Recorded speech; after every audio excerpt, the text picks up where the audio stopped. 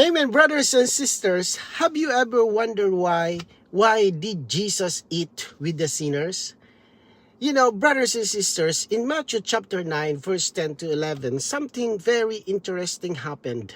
The Lord Jesus was reclining at the table, eating together with many tax collectors and sinners.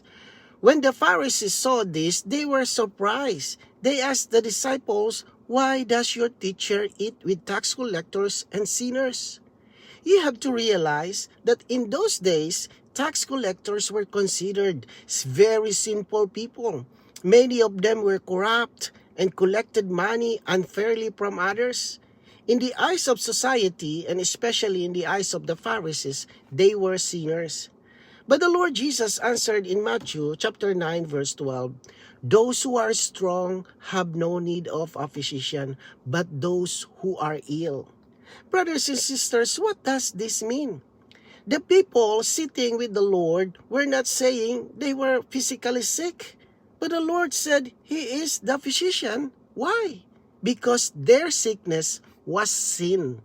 In our morning revival topic, we also see that there are different kinds of sickness.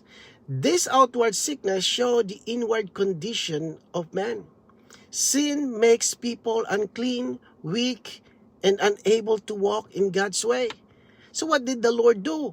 He did not stay far away from sinners. He came to them, He sat with them, and He ate with them. Because a physician must come to the sick. So brothers and sisters, this is the gospel. Christ did not come for the self-righteous. Christ came for sinners, like you and me. So praise the Lord. We have such a living physician today.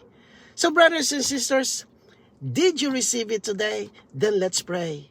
Lord Jesus, thank you, Lord, for being our physician. You came to us to heal us so that we will be brought back to you. We praise you, Lord Jesus. Amen.